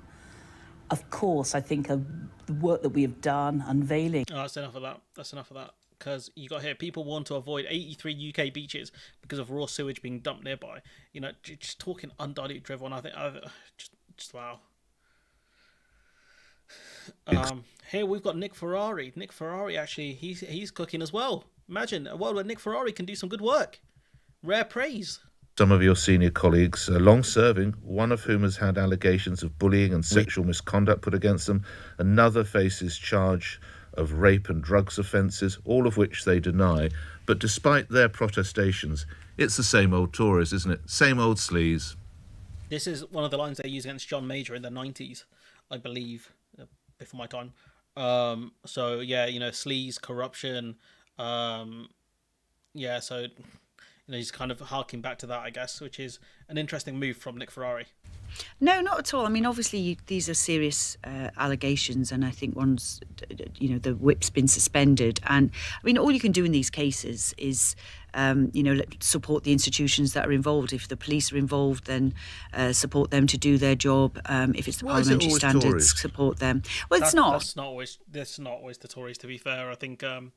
There have been a few accusations within the Labour Party as well. It's a Westminster problem. It's not just a Conservative problem. They do make up the vast majority of MPs, so most likely he's going to be them. But there is a toxic culture within the Tory party. There was the story, I think, of a certain MP touching Andrea Leadsam's leg without consent. There have been multiple other stories against other Tories. There was the tractor guy, very infamous tractor guy. There've been multiple, I think, not just sleaze allegations, but kind of harassment allegations as well. There are. If you look back, there's quite often, it's from other parties as well. But all sorts of things. It's always Tories. What is it with you guys and women? Well, I would. I don't think the women have done anything that bad apart from Therese Coffey. So I'd put it more at the dudes in the Tory party than anything.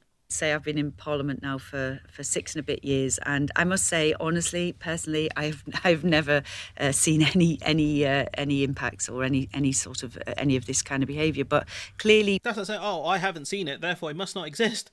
Is that what she's arguing now? When it happens, it does happen, and all you can do in those cases. I mean, the PM's been clear. We expect high standards. We'll always follow due process. We'll always. Some of this stuff was buried. I think there was Islamophobic allegations against certain MPs. There was Baroness Wallasey who came out and said, Islamophobia, I think, is institutional within the Tory party. This argument of when it comes out, it gets dealt with is complete farce.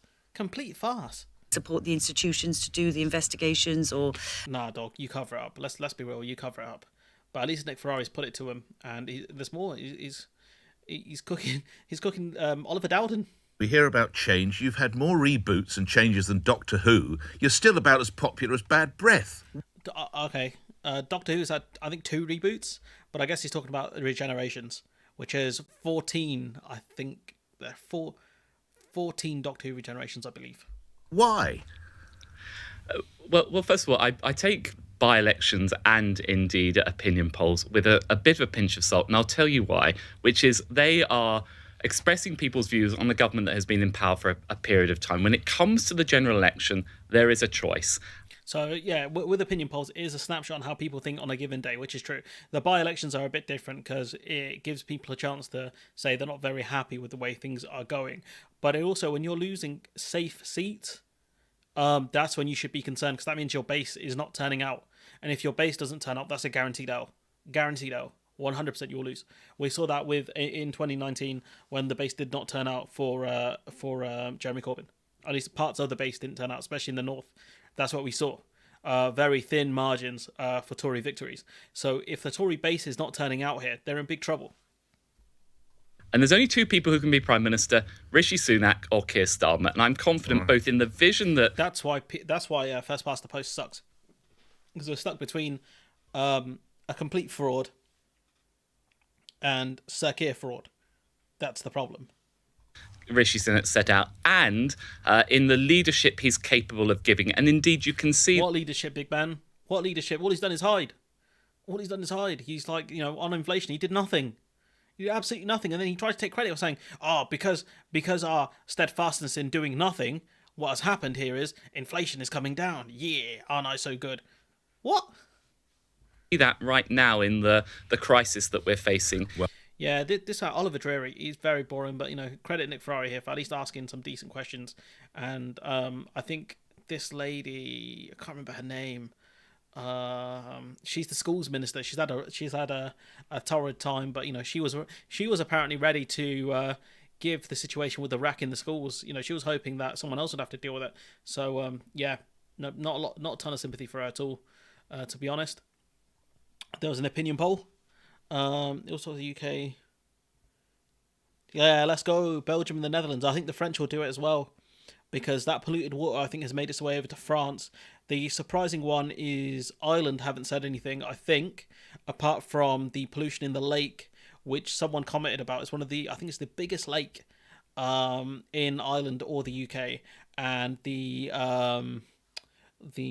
marine life is dying in there. Roisin will probably know what it's called if she's still there. Rishi Sunak tweeted, "We've achieved a lot in a year since I became PM. Britons are unsure." So let's have a look. So we'll look at all of the people first, and then we'll break it down by party. So 2% of people said the Tories have done a great deal, 14% a fair amount, 37% not much at all, and 40%, the largest poll, the largest amount here, said not much at all has been done. 8% don't know. Respect the 8%. Wish I was in the 8%. And if you look at the conservative voters, 24% of them have said the Tories have done a fair amount. The majority of them, by the looks of it, have said they haven't done much. That's not good if your core voters don't think you've done much. That's not good for the Tories. It's great for us because we don't want them in. This is the allegations that someone mentioned earlier. It might have been Phil, it might have been someone else. A new book from Rachel Reeves, cut and paste from Wikipedia. Yo, imagine being this lazy. Imagine being this lazy. You cut and paste from Wikipedia. Just imagine if you're a student and you do that, you get told off. You could be kicked off your course for doing this. If you do this at university level, you'll be kicked off the course. And she managed to get away with it in a book. Did the editors not read this? And like, I read this in Wikipedia. And imagine the level of analysis you're doing if you're just cutting and pasting from Wikipedia. Genuinely nuts. Wow. Embarrassing behaviour. And our final few videos, this is just... Oh, wait, we got a couple, actually. We got a couple I do want to discuss. Here. So a lot of this, it looks like a decent chunk of the Tory voters don't know how they're going to vote next time. This is 22%, significant amount of people, but it depends on dispersal as well. Thank you. Now, in last week's by-elections, we saw that there had been a massive... Low-key music's kind of fire. ...decline in the Conservative... I think it's that. I'm not going to pronounce it, but I think it's what Kieran put up. I think it's the biggest thing, like the biggest of that kind. I believe. That's it. There it is. But I think it's the biggest in the United Kingdom. I believe. I believe that has the biggest in the United Kingdom. I'd have to fact check it, but I'm sure when I googled it, that was the case. Vote. Are those voters lost to Labour? Are they staying at home? And either way, does Rishi Sunak have any chance of winning them back? To answer that, we have some exclusive analysis from YouGov's Patrick English. Oh, there is Loughney. I don't know how to pronounce it, but yeah, that I think that's it. I think it's the biggest kind of clean water area. I don't know the exact words. I don't know marine terms, but yeah. I think it's either the biggest or one of the biggest, and it's being polluted, and the marine life is dying in there because of the changes made by the Tory parties recently. Not recently, since 2020, I believe. Starting with a poll looking just at Conservative 2019. Damn, that looks like a pizza slice. Voters and what they would do now. Only 42% in blue are sticking with the Tories. A fairly hefty 10% in purple are shifting right to reform, while 12% there in red are switching to Labour. Now, that might not sound like loads, but it is actually quite a lot. It is more than Boris Johnson took from Labour in 2019. But Keir Starmer needs a 97-style swing, and Tony Blair went higher, 16%, which explains why both parties are very focused on this bit, the 22% of 2019 Tories who say they still don't know how they will vote. I think one of the a couple of important things I'd want to add in here is that obviously there were people who voted Tory for the first time in 2019, so they would be included in this poll, and they might switch to Labour, Reform, or don't know. That's one of the issues here, because this is these are people traditionally who wouldn't vote Tory. That's one of the problems. So there is that. But moreover, trying to remember what I'm trying to say here. I think the Reform Party will take a much bigger percentage. But I think what's happened here is that what Labour are doing is, instead of trying to get people to vote for the first time, or people who've been disenchanted, which is something Jeremy Corbyn tried to do a lot, they're looking at people who typically vote and saying, how do we get them on board? Which, again, it's not a strategy I like because of the way they're going about it. But is sanity the price to pay for power? I think the answer is yes. That's one of the problems. But yeah, this is the that 22% is what they're fighting over. But of course, people in this 12%, in this 10%, they will change. Their views will change. It is not enough for Rishi Sunak to stop them voting Labour. If they stay at home, he could still lose. So Ooh, that's a good point as well. Like I said, if the base don't turn out, you're screwed. And if those 2019 voters don't come out and just choose not to vote, that was one of the main problems they had when they lost seats to the Lib Dems, which is not just Conservative voters switching over to the Lib Dems. It was people staying home, low turnout. Who are they? Patrick has looked at each group, the don't knows, the Labour switchers and those sticking Tory. And first up, women in yellow are way more likely than men to be undecided, more than we would expect normally, with more men in each of the other groups. So those women are going to be absolutely critical in the next election, as will be the large number of retired people who are still undecided rather than switching, and those who left school at 16 in blue rather than study to degree level or above in yellow. And finally, fascinating breakdown by home ownership. A pretty big proportion of the don't knows are those who own their own home outright. So they might be waiting for a government order. If they own it outright, that means they're not really going to be affected by the interest rate rises, I believe, as much. In pink, well, they will be impacted, and their house values will come down, though. Those still paying off mortgages are less likely to be sticking with the Tories, they're in yellow, and are less likely to be don't know. They are more likely to have switched to Labour, which makes sense given interest rates. And there is a similar trend for renters as well. For this, Patrick English gets a... Yeah, he gets a Geek of the Week. Respect that. But this is really decent analysis here. It all makes sense. There's nothing groundbreaking here, but you can see that yellow portion have jumped to Labour. And is it because Labour have some groundbreaking offers to homeowners? No, if anything, Labour have got policies that'll turn off homeowners and people that have mortgages, like building more homes, because that means house values potentially come down as there's more supply. So I think this is more people kind of switching to Labour, especially as they might have fallen for the whole what was it? Brain think. If they buy into the whole Liz Truss crashing the economy thing, which was a real thing, if they believe that Starmer can steady the ship economically speaking, then interest rates might stay level or might come back down, which is what they're going to be hoping for. And obviously, renters have got basically no support from the Tories over increasing rent, but also landlords being able to evict people through no fault, which is a massive problem for renters, amongst other things. So, it makes sense why renters would also back Labour. Renters, typically people, lower earners who are struggling to probably save a deposit to get out. What amazes me is the Tory numbers are as high or equal. So pink is home ownership, right? So they're supporting the Tories. Do you know? They're not that equal. They're not that equal. You got 10 percentage points on green. You've got 13 percentage points on yellow. So I don't think they're that equal, to be honest. Let's see, I think we've got two more topics. This from Michel Barnier, who a lot of people respected during the Brexit negotiations. Then he went, I think, all kind of France for the French, which is who is French. That was a bit dark, and he's back again to rinse, to kind of scare the pants off Remainers who keep saying about join the single market. I'd like to ask you about Keir Starmer's policy.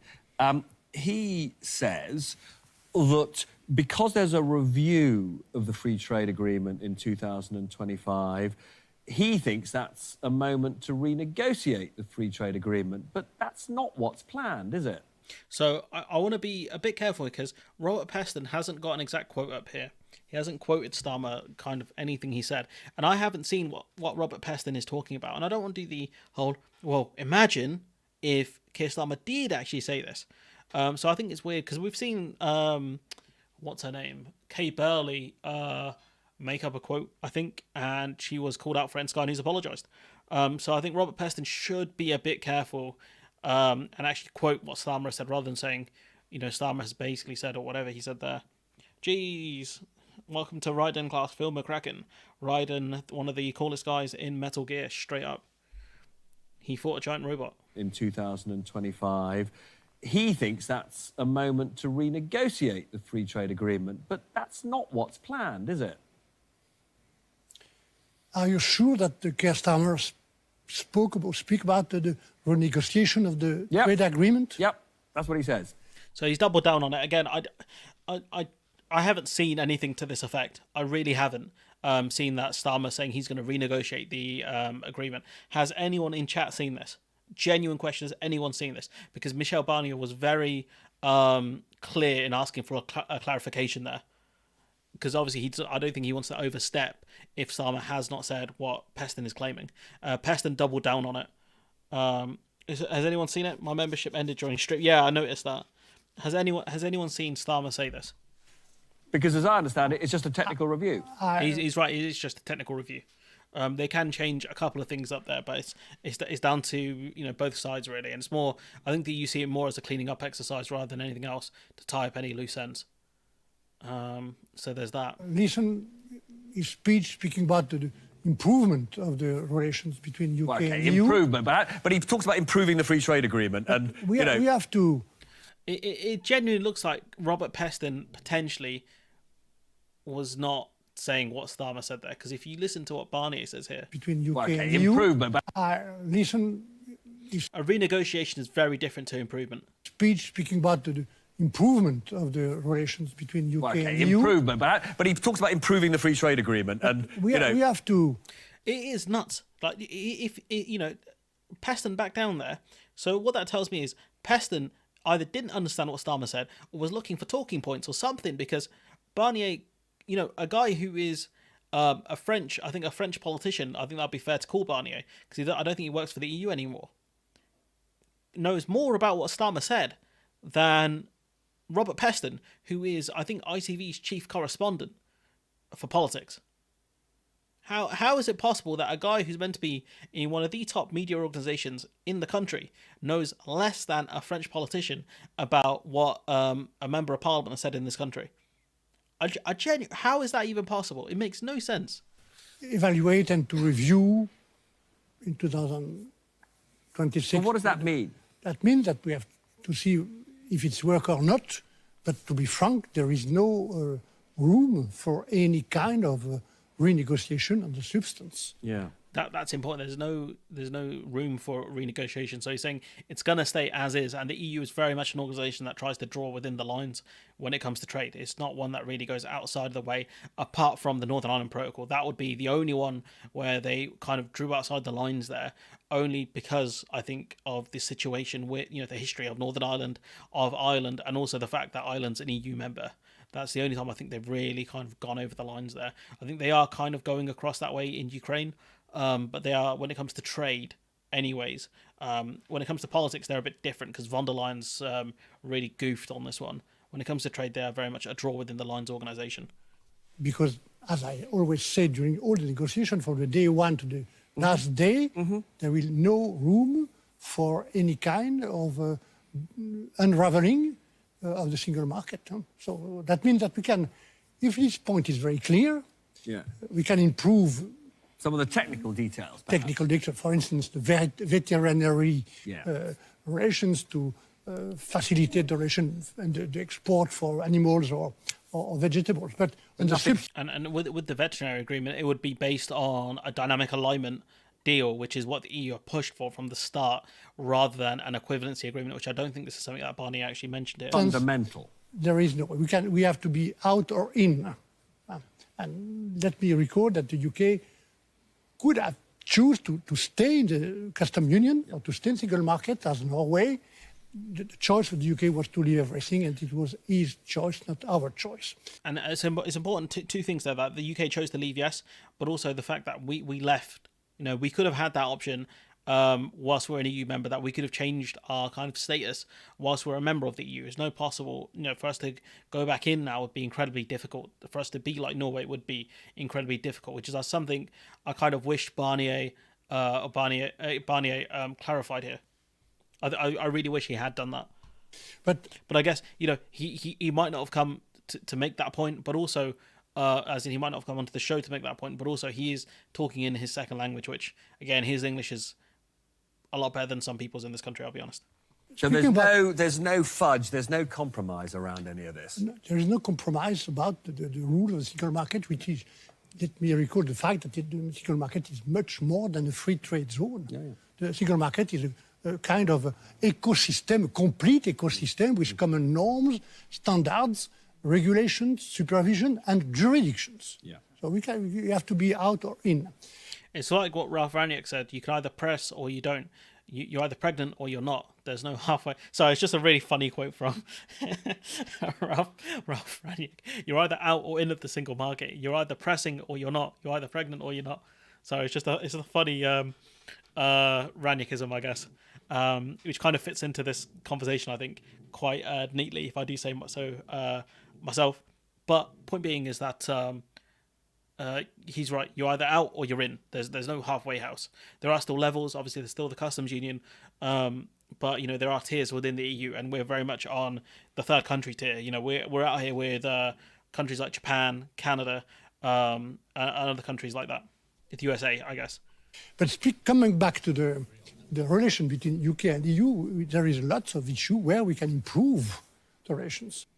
And that's the point, like Barnier is, I think, a diplomat until he goes. But, they can improve it, but it's up to the EU, the areas where they want to improve it. That's where, the EU holds all the cards here. The only card that Starmer holds, that I guess the UK holds, is the Joker card.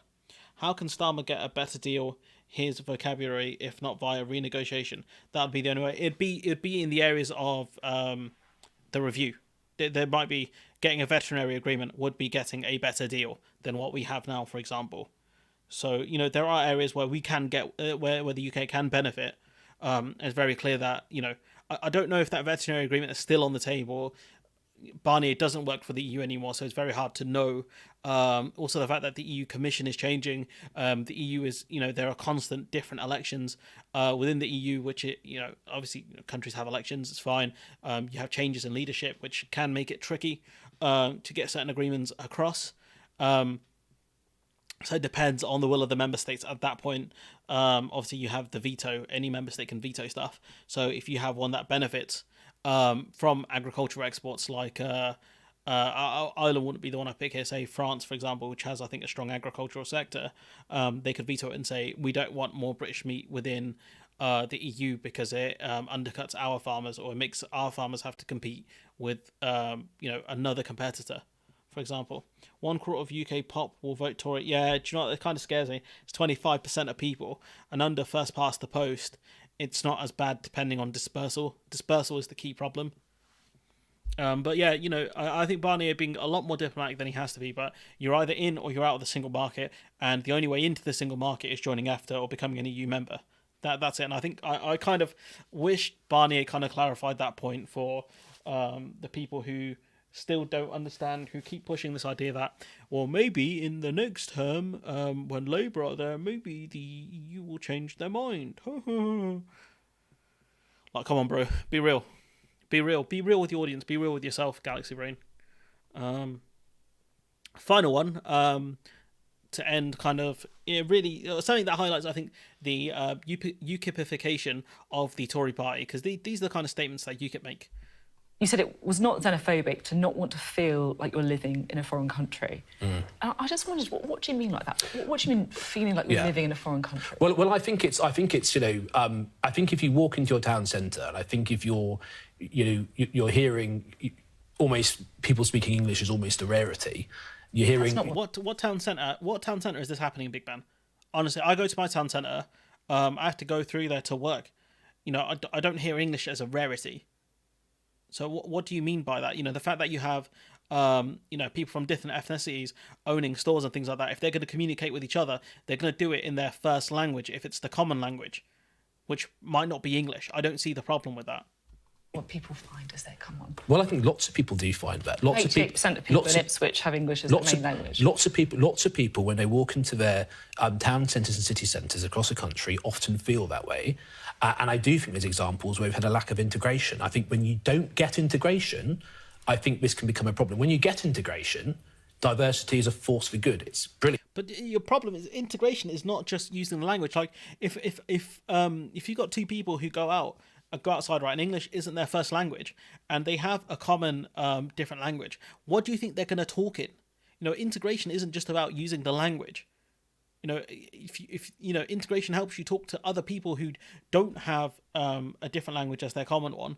Like if I go out and try and speak Bengali to ordinary people in the street, they're going to look at me like I'm a lunatic because they're going to have no idea what I'm saying. So obviously I'm going to have to speak to them in English. But if I'm out with my parents, my mum or one of my relatives who don't have English as their first language or struggle with English, obviously I'm going to talk to them in Bengali because that's the common language that we have with that person. This argument of, they're using foreign languages, don't make me feel like I'm in England. Like, come on, bro. When Spanish people go, if Spanish people go to the areas in the Costa del Sol and they say, all these people not speaking Spanish, this is a major problem. We've barely heard that from people in Spain. Honestly, or other areas where you have a decent amount of British people. You don't hear complaints from them saying, they haven't learned our language, they're not integrating. That's not what integration's about, is it? It adds vibrancy to communities. When you don't get integration, when people don't make the effort to integrate... I think the people who have the surname Hunt have not done a great service to this country. We've got this geezer, Tom Hunt, who YouTube, saying it with a H, not the other letter. We have Jeremy Hunt, who again is another one who, I think when the Hunt people send their people to Parliament, they are not sending their best people. They are not sending their best people. All right, Phil, mate, you're gonna get me in trouble with comments like that. That's when you get the problems. And if you have people in your town centre, your city centre, who aren't making the effort to integrate, who are behaving in a way that isn't in keeping with what people would expect in that area. What would that be then, to behave in a way that wasn't in keeping with what people expect? So not speaking English? But that's one element to it. Another element to it, for example, is we've got, in the town that I represent, we've got shop theft on the rise. And there is one community that is disproportionately behind the shop theft. And I've been to 12... Who's this community? Tell us, please, because shop theft has been on the rise throughout the country. Partially, I think, predominantly because of poverty. So who is this community committing all the shop theft? Only a few months ago, I went to 12 different shops in the town centre with the police superintendent. They all said exactly the same thing.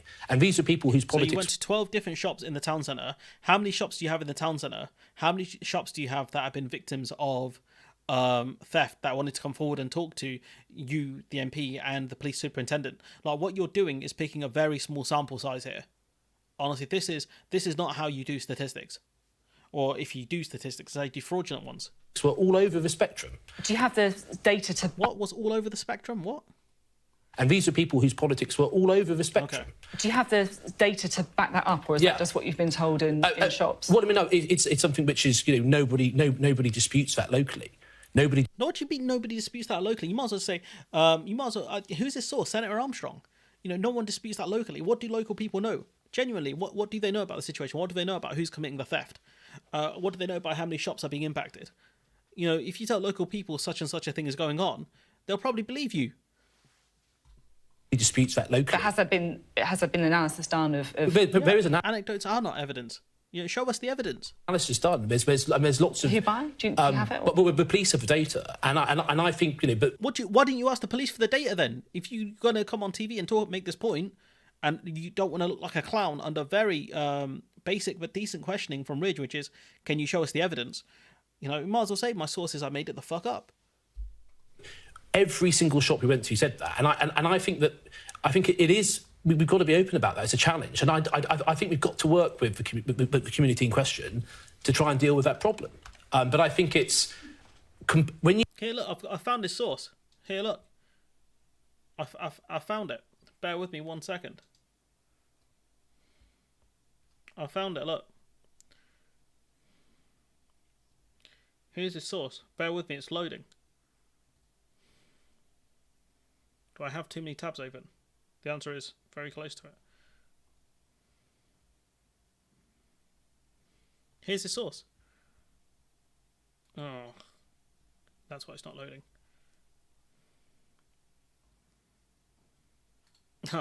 I used to block my PC. Clearly, YouTube are not happy with it, and I have to sign out apparently. But his source is that he made it up. That's his source. His source is he made it up. Genuinely, like it don't make sense.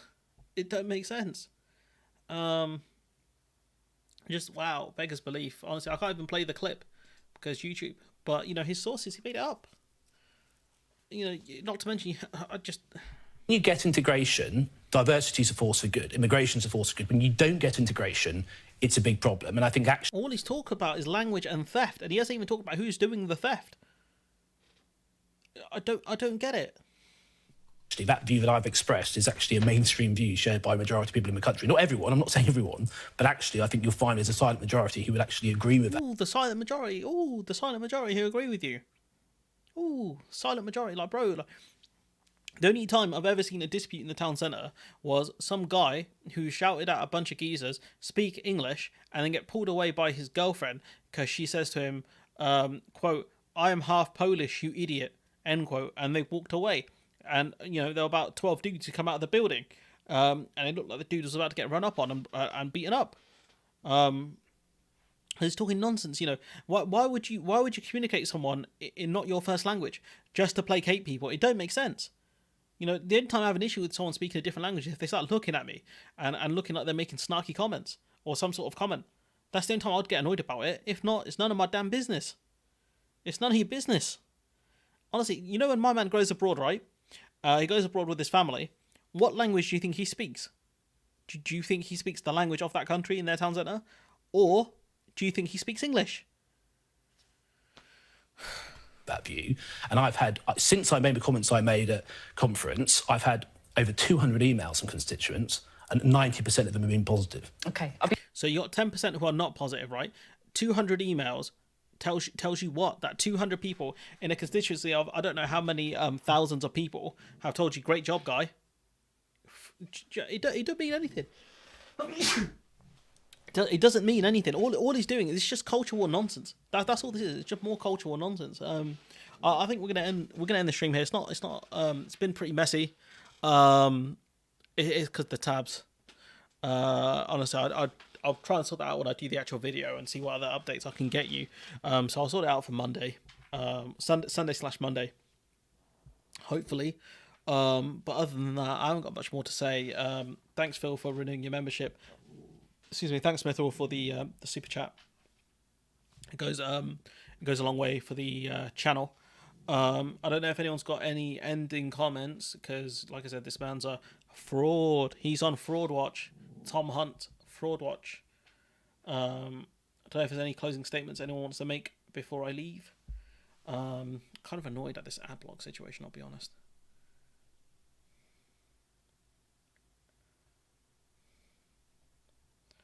By the way, Britain is responsible for the Israeli situation. Yeah, I know about the Balfour Declaration. There are massive problems. You know what, we'll just see. We'll scout Twitter and see, just quickly, if anything, there's anything interesting. Just if there's anything like just happened in the last few minutes.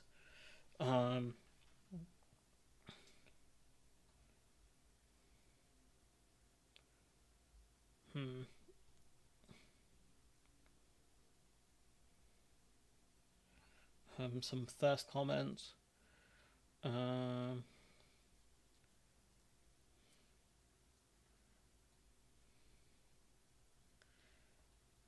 It looks like certain countries are very much Israel's losing a lot of international support based on their actions regarding kind of civilian deaths, because you know they had the world sympathy at that point, and they've decided to go ahead and blow up civilians. It doesn't. There's nothing there. Thanks, Verty, for the super chat.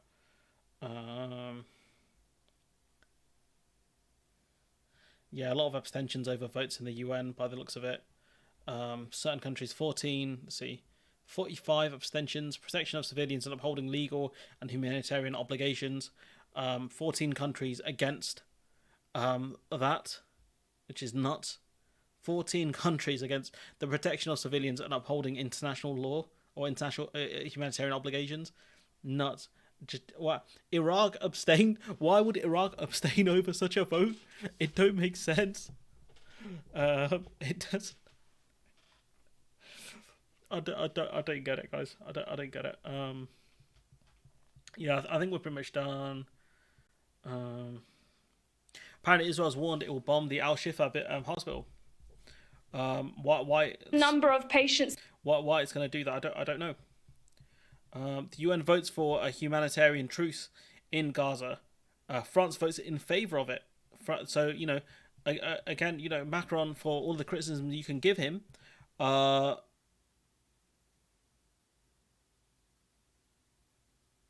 no worries, Kieran. Macron, to his credit, France are, much more progressive country than the UK. And I think Macron's voted in favour for a humanitarian truce in Gaza, which is something Starmer hasn't even done. So Macron is to the left once again of Starmer as well, a guy who's been called a centrist by a lot of people. Yeah, I'll see what other interesting bits and pieces I can come up for you for the actual video, and this will come out hopefully early next week. But other than that, I've had a long day, and I think Max is streaming. I don't want to creep over someone else's stream, at least someone I respect, anyways. So we'll leave it there. Anyways, let me know what you think in the comments below. Like, comment, share, subscribe, support the channel on Patreon if you can, and I'll catch you in. Why would they get away with calling it what? I suppose, it's a war between Hamas and Israel. It's a conflict between two entities, I guess. Would you argue that the Americans were at war? The Vietnam War wasn't really America at war with Vietnam. It was more America at war with the Viet Cong, who are well armed, who were given a lot of decent weapons by the Chinese and the USSR.